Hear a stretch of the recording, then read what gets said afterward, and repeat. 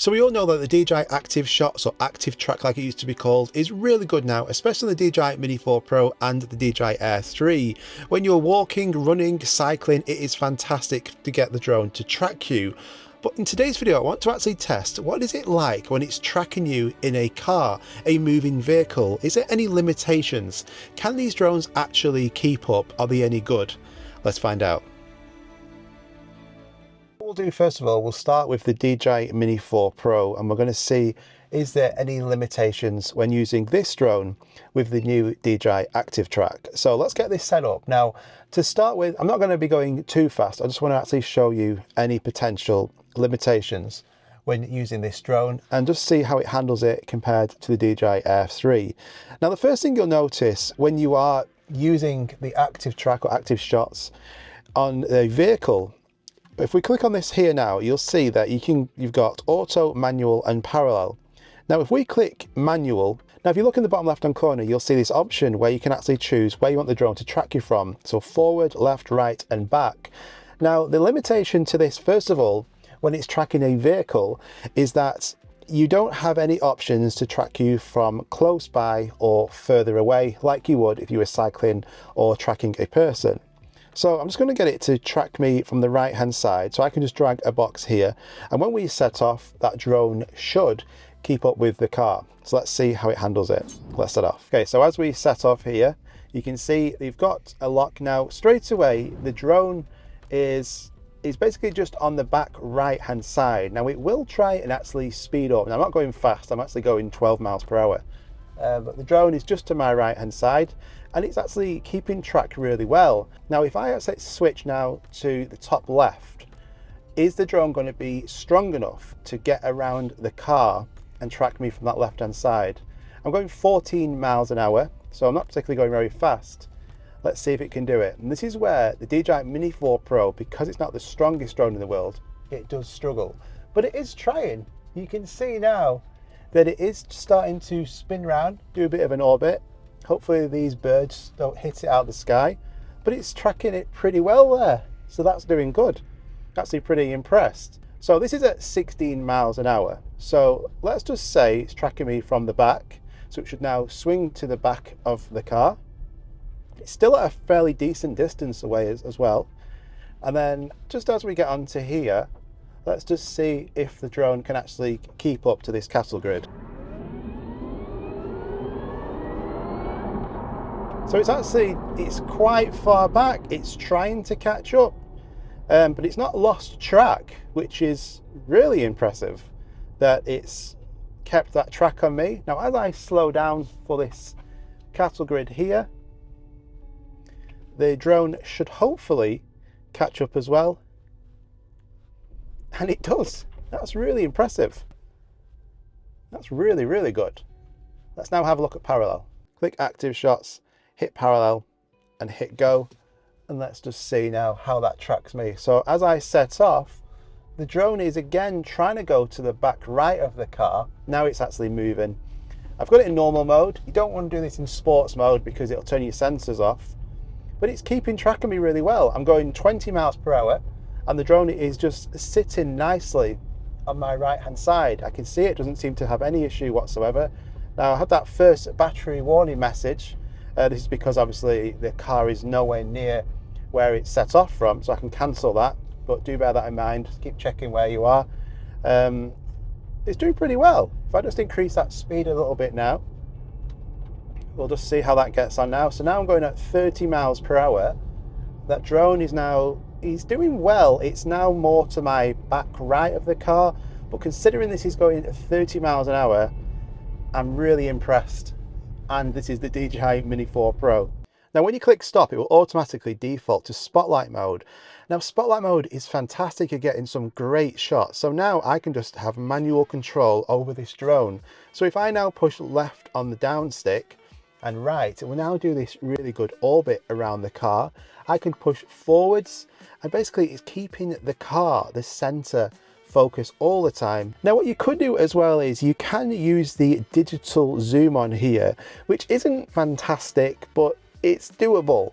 Now on the Air 3, which I'm going to switch to, that does have that 70mm zoom on there as well. But I will just do one more test here using active shots, showing you the 3x zoom on here, digital zoom. We'll just see how that performs just going down the road. Then we'll come back the same way and switch to the DJI Air 3. Now, if I'm actually looking at this on the screen, it looks to be pretty good quality. It's when you put it on a screen or a monitor, that's when the quality starts to deteriorate a little bit. But let's see how it handles this now. So we're still on the 3x digital zoom, and it's now going through these trees here. I can see the drone, it's just to that right hand side, and it's tracking really well. Now, if I was to hit this button, you can now see it's switched back to the 1x zoom. So you do have, oh, hang on, lost me. So overall, I think the DJI Mini 4 Pro did excellent there with its tracking capabilities, tracking a car both at low and high speeds. Now, the limitation you do need to remember on the DJI Mini 4 Pro is the battery life. So I didn't get a lot of flight time there, probably about 15 minutes at max. The tracking capabilities on the Mini 4 Pro, it is fantastic, but any of these advanced features do drain that battery life pretty fast. Now, once this rain has passed, hopefully not too longer, I'm going to use the DJI Air 3 as well and actually show you the difference from using a 3x digital zoom to a dedicated tele lens like on the DJI Air 3. This video is sponsored by Motion Array, and I've used their website for years now. It is literally perfect for content creators, and they've got over 1 million different assets to choose from, so you can have different titles, effects on the screen like this, information. You can even do comparison shots by using built-in side-by-side comparison shots like this, all done automatically for you. And then they've even got stock footage as well. So if you're at a location and you forget to actually get a shot, you can search for any location or any different genre and then use their clips on your video as well. Again, all royalty free. You've also got access to thousands of different music tracks, sound effects. It literally has everything on here that's going to help you speed up your workflow and improve your video editing. All of this is completely unlimited, so you can download all of these different assets unlimited amount of times, all in your subscription. And if you want to go and check it out, I'm going to link it at the top of the description. You can sign up for free, you can have a browse through all the different assets, and if you want to actually go ahead with a subscription, you're going to get an extra $50 off. It's all linked at the top of the description. Let's get back to the video. So you can use the vertical video mode on the DJI Air 3 to use spotlight. You can also use active shots in both auto, manual and parallel. But just remember again, auto doesn't work even on the DJI Air 3. It's just for people cycling, things like that, not for moving vehicles. And then we're going to do the same test again using active shots. We'll start with manual and see how it does. So I'm just going to actually just increase the speed a little bit and just see now, is that drone going to be able to track me just from the right hand side? You can see it is doing. So it's now just basically getting into position and it's doing well. Now if we just bring this now to the top right hand corner, we'll just see how it swings round. And again, I'm going to go at this fairly same speed. So again, about 15 miles per hour.